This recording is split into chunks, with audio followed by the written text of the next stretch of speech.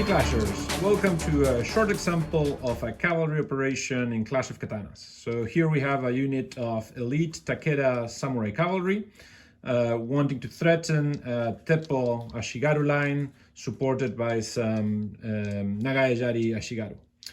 So we will start with the ashigaru commander has 2 command points and the samurai commander also.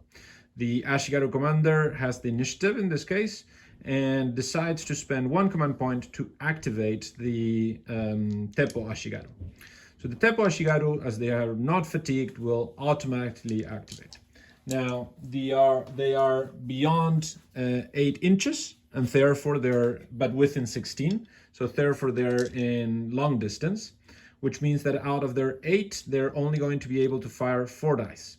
They could wait to try to fire when the cavalry is in motion, but that would be more dangerous. So the ashigaru commander is going to start by firing on the samurai. It's going to fire 4 dice. The normal shoot of this unit is 5, so it needs 5 or 6s. So 1 hit. At this distance, the Teppo has 0 save modifier. Notice that that's better than the normal modifier of the bow or the sling. And so the samurai cavalry has enclosed armor and therefore will save with 4+. One saving throw. And he dies.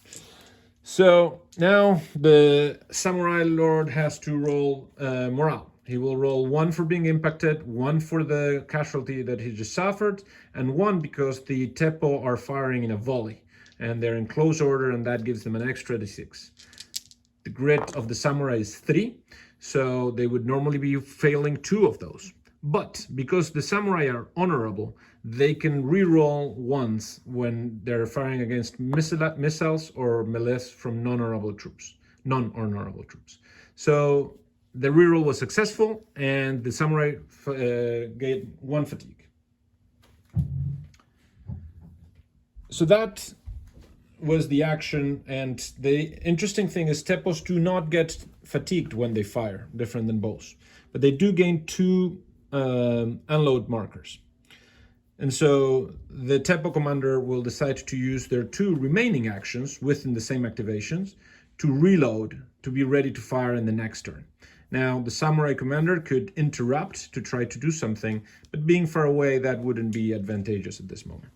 So the Teppos will spend their 2 remaining actions in recovering, and they are now fully loaded but out of actions. So they're quite in a dangerous position if they were to be contacted in combat. So with that, the activation is finished, and it's the turn of the samurai lord. The samurai lord will spend 1 command point to attempt to activate the samurai cavalry. Now, an activation, because they are fatigued, will have to roll, and they will roll 2 dice and needs at least 1 3 to activate them. And he does. So that's enough. And so with that, the samurai cavalry will do form up, which is a special skill that allows them to move 4 inches and form in close formation, ready to do a full close formation charge on the Teppo ashigaru. So now this is a very dangerous situation. They are with 1 action, and if this is allowed to happen, they will probably crush the Teppo ashigaru, who are out of actions and not correctly equipped to resist that charge.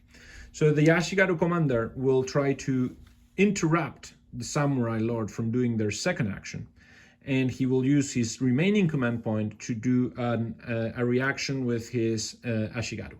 His Yari ashigaru have a grit of 4, which means that he only rolls 1 die because he is doing a reaction instead of an activation. And by the way, even though they're not fatigued, whenever you're reacting, you need to roll. But because they have ashigaru drill, that allows them a +1 in the die when they're reacting to try to close order. So here they will do, and they do. So now they can move up to 4 inches all around. We have to choose 1 who's going to take the first position, and then each one can move 4 inches to place himself in a close formation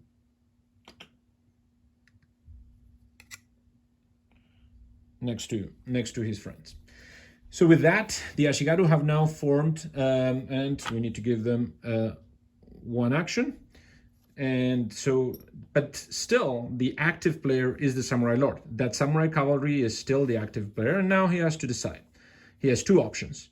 He can charge home against the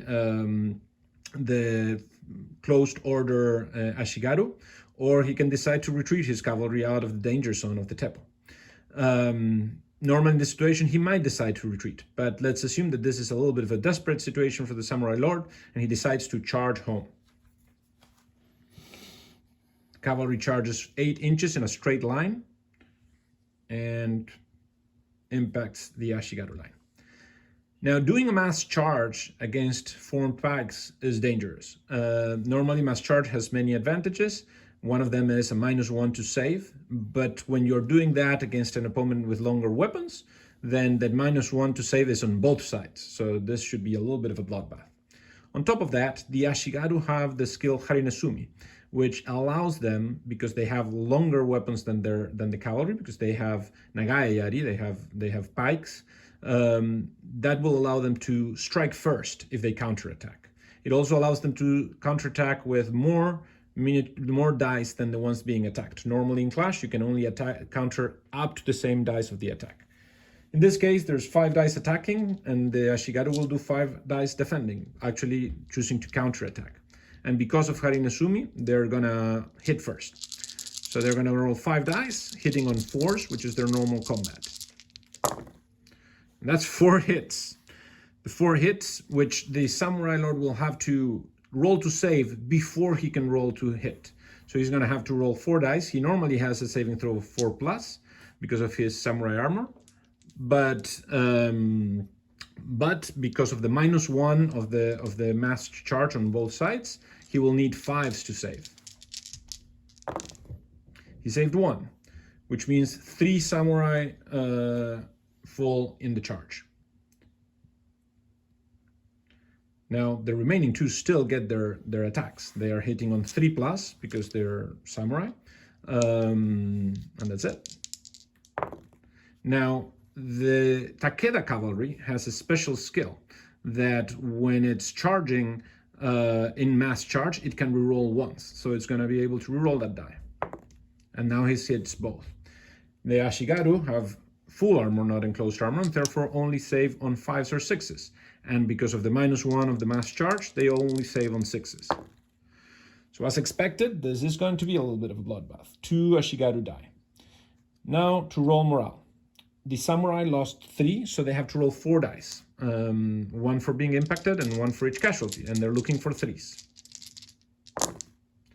They pass 3. The 1 they're going to be able to reroll because of their honorable skill. Now they fail again, so they still are going to gain 1 fatigue from the melee, from the morale of the melee. Now the ashigaru have to roll 1 for being impacted, 2 for the casualties, and 1 because they're suffering a mass charge. And now their morale is only 4, and they fail all of them. So they're going to gain 4 morales from the melee, and because they're suffering 2 from a morale check, that immediately disorganizes them.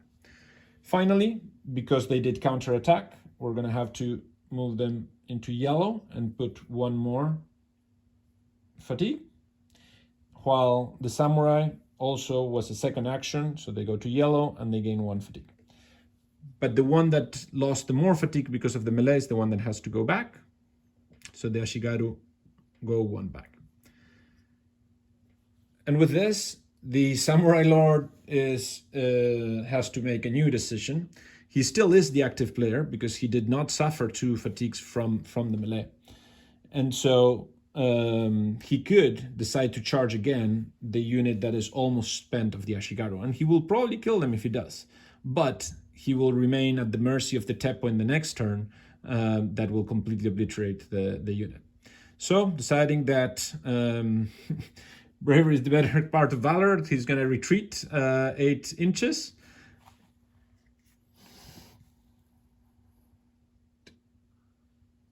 And put himself out of range of the ashigaru to countercharge. And with that, that is the end of this exercise. We've seen how a good combination of Teppo and Yari ashigaru can effectively repel a cavalry charge. Of course, things would be different if the Teppo were not sufficiently guarded by ashigaru. Thank you very much. Hope you enjoyed it.